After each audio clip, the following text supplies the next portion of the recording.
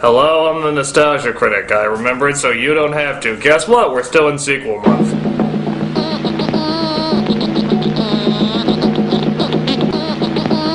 Try to contain my enjoyment. Well, perhaps some of you remember my first crossover review of Ferngully. It was one of the first crossover reviews I ever did, and needless to say, the film was less than breathtaking.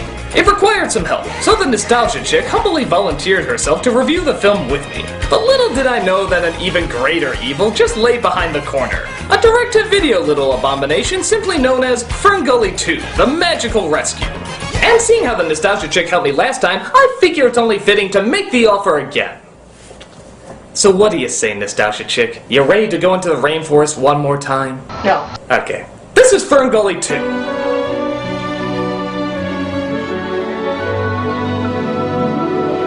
It's strange. I mean, was the first Ferngully really popular enough to spawn a sequel? I mean, even a direct-to-video sequel? Were there really protesters out in the streets demanding to see more Ferngully? My guess is the movie broke even, which in Hollywood means they can squeeze a little bit more trite out of it, which resulted in this half-assed effort of dickiness. But is it really as bad as the first one, or does it have some redeeming value? I think you overestimate their chances. Let's dive right into Ferngully 2. So just like the first movie, they like to throw in songs that really have nothing to do with furthering the story and more to do with... You know, I have no idea why they threw in songs. Feel the magic in the breeze, sweeping through the forest trees. You know, I can't really get into a song that I swear I heard from a Fruity Marshmallow Crispies commercial in the 90s. Every color and in breed, underneath his canopy. Fruity Marshmallow Crispies, lots of fruity marshmallow chips. So we see Crysta from the last movie showing some of the younger animals the ways of Ferngully. You know, like how trees are good and people are Hitler. Now the canopy keeps us safe. We also come across some of the side characters, like the Beetle Boys. Hey, Stump, what are we gonna do today? What are we doing today, Pips? The same thing we do every night. Try to take over the world. And Pips, Crysta's possible boyfriend slash possible brother slash possible friend. Possibly. Ferngully is the most beautiful place I know. But let's face it, boys, it's the only place I know. And I get tired of it sometimes. Yeah, so as you can probably guess, Pips is turning into a Disney princess as he dreams about a world beyond what he's used to. What a fucking spoiled brat!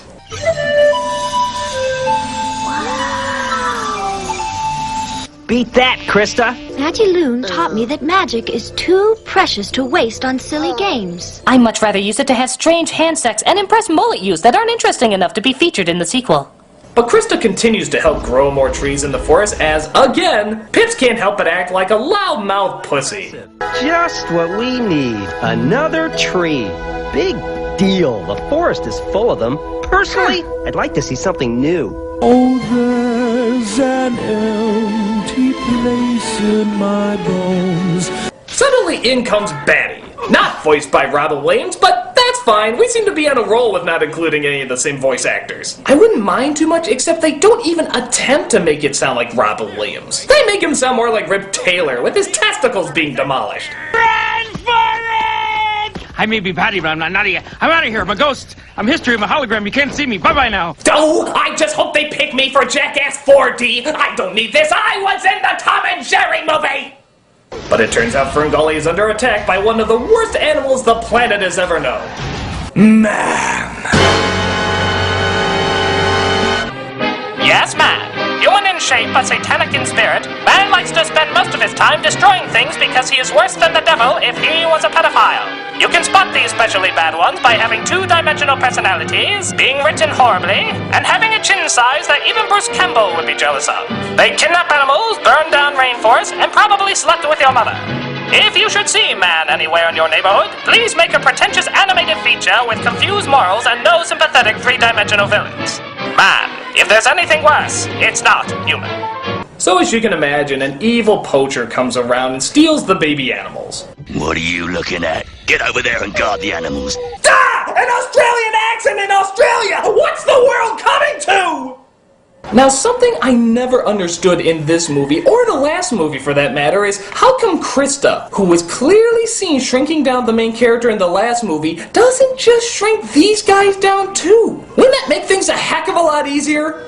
Boy, I'm gonna get you guys real good at... You just saved us a movie! So the poachers sleep well, knowing they've caught some tasty ingredients for White Castle, as our heroes try to sneak up and rescue them. Careful, boss. Don't want to burn down 1,000 years of rainforest, do we? Oh, why not? After all, we are man! Yes, man. Human in shape, but satanic... No, they got the idea. Let's just get on with the magical rescue. Oh, hey, we're at the magical rescue already. I guess this movie's gonna be over at a snap. Boys, we found ourselves some action. What, in his butt? So the fairies try to save the animals, but have no such luck. Dog food. Come back! He was gonna sing a 2-minute song about eating you! Oh, no big lipped alligator moment. My baby!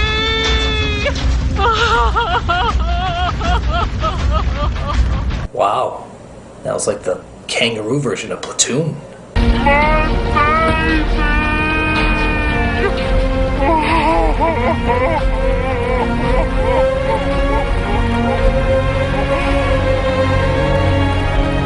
The next morning they take a look at the damage, which of course results in a slow spin of the burned down forest. And just up the ante, let's add some hand-to-face action there. Oh yeah, humans suck.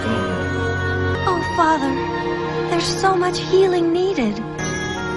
But some things, my dear, even with all our magic, do not mend quickly. Well, wait a minute, we saw her grow trees like full-grown trees in seconds! What's this do not mend quickly bullshit? She can mend very quickly! Hell, she could probably touch an impotent person and make wood grow! Me and the Beetle Boys will go after those humans and rescue the babies. The town is no place for little bugs like you. It's full of weed killer, television, tax attorneys, completely unreasonable car insurance. Hey, modern-day references! Laugh! I'm coming with you. You gotta be batty not to be afraid of humans. I mean, have you ever seen one eat an oyster? It's terrible. Eat an oyster! Because if he can't be funny, be confusing! It works really well for the New Yorker. So you realize pretty quickly that the main character in this one is not Crysta, nor is it the human from the first film. It's Pipsqueak here. Remember that guy you barely saw in the first movie? He's the star now! Because Crysta has to stay behind and rebuild the rainforest.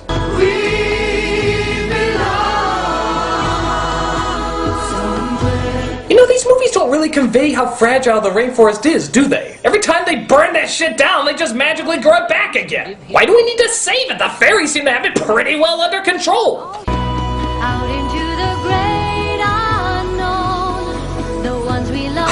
You know, another pet peeve that gets to me is the fact that these fairies are flying, yet their wings never move. You gotta flap them in order to fly, guys. Hell, in a lot of shots, they don't even have wings. They just suddenly disappear. It's almost as if somebody just grabbed them and threw them across the forest. Heck, maybe that's how they get around. You really think you look cool wearing that? You know you look like a dumbass. You know the angry video game nerd is much better than... Thank you! So they come across a carnival, because I guess carnivals are very popular near rainforest now, and they decide to check it out. Hey, hey, lights are flashing, bright, shiny, shiny, what's that noise? Run, run, screaming, are we dreaming? Oh my god, this carnival is awesome! Makes you totally forget about the little baby animals we're supposed to be saving! We're having fun, we're having fun, funner than fun. I love this ride! Give me more of that, I wanna go round and round and whirling, twirling, wow!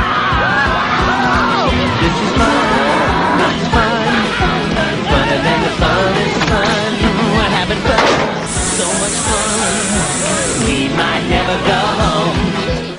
So as they're enjoying their antics in the human world, suddenly something dawns in their heads. Babies! Adoy! So, knowing time is of the essence, the crew gets their focus back on track and decides to hunt down the babies by sleeping. Interesting strategy. Better get some sleep. Human fun takes it out of you, let me tell you. Maybe the answer will come to me while I snooze. Why do I always have that dream? We then cut back home, where Crysta, you know, the person who should be the hero of this picture, is seen trying to grow Fern Gully back through roots and stems. Again, even though we could see her grow trees in a nanosecond, oh hell, and just sound like a broken record. Oh my! Oh, you poor creature. I just want to help you. Serves him right. But he's helpless. He'll die if we just leave him here. Let them die. Please help him. You're lucky I can't refuse a fairy request. It is the law of the iguana. So Crysta and the not-toned loaf lizard get him out of the trap and heal his wound with a leaf. Yeah, just a leaf. Probably got it on loan for that Forest of Improbability in Quest for Camelot. She decides she wants to get the dog home, leaving that whole rebuilding the rainforest thing. As we see our heroes come across an old man and his granddaughter trying to perfect their clown act. Great! Oh, Budgie, you've got no sense of balance. I don't think you're ever going to be ready for the clown act. It's at times like this I'm ashamed to do what I do. But I'm a fucking clown! Did that human hurt you? Who? What are you? A fairy, of course. Of course! This is my first time out of Fern Gully. Fern Gully? So she takes the whole seeing half-naked fairy thing pretty good, and she invites them to rest inside her trailer. Yeah, because if there's anything they haven't done enough of, it's resting. Meanwhile, Batty, who surprisingly seems to be the only character doing any work in this movie, locates the animals and tries to tell the rest of the gang where they are. Hey, I found the... Check this out. River on, river off. River on, river off. Sun on, sun off! Sun on, sun off! Our heroes, everybody. Has your child been kidnapped by unspeakable evil? Well, we'll do our best to eat your ice cream and flick the lights on and off until your child is rescued. Why wasn't Crysta the hero again? What's this? I insist that you steer clear of that sinister square. Oh, hey, it's Sean Connery doing that famous Sinister Square line from... The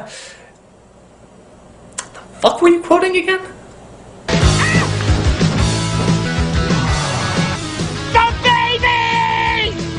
Oh, Budgie's gonna take us on some rides later if you want to come. It's not like there's any other important things we could be doing right now.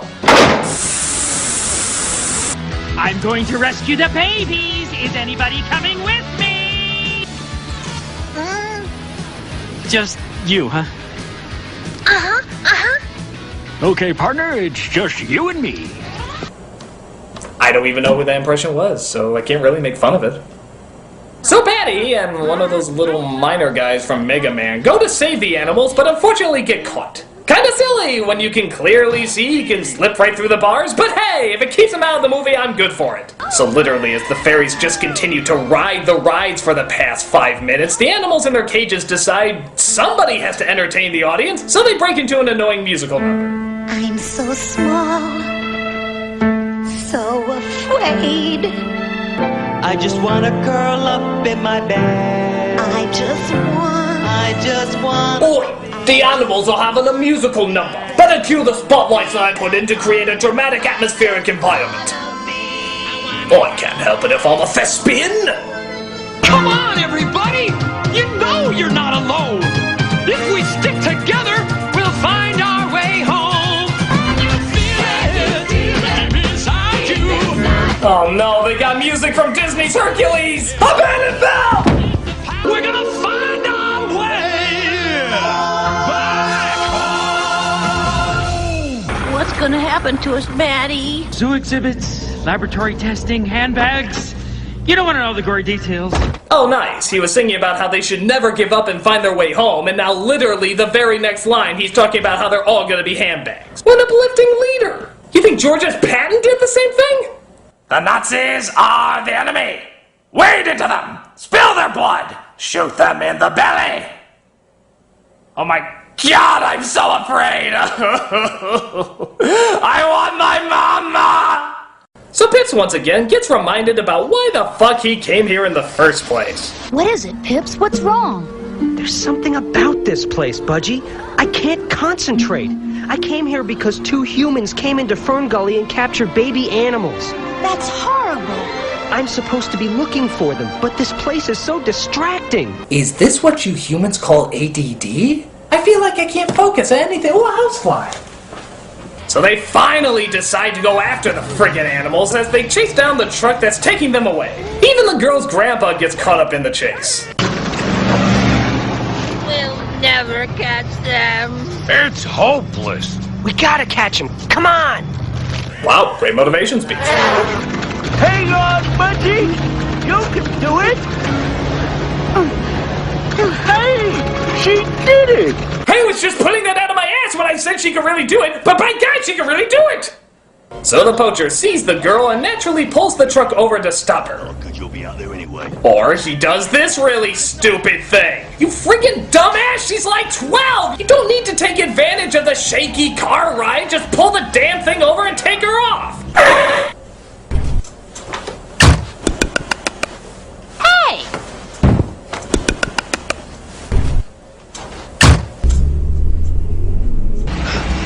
You're in big trouble.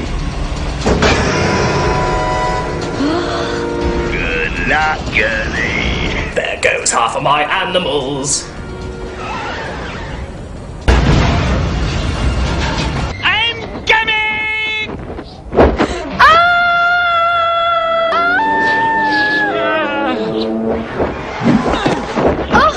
Yeah, I'm calling bullshit on this one. A back carrying a little girl? Doesn't happen. Oh, Budgie! So the old man finds out about the fairies and decides to help them out. I blew it. I spent so much time thinking of myself that we've lost the babies. I've got a few tricks up my sleeve. This thing comes with all the options.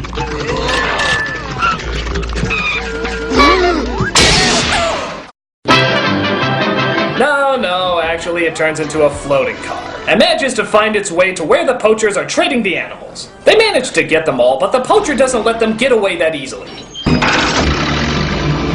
Hey! This is no time to practice our acts, Budgie.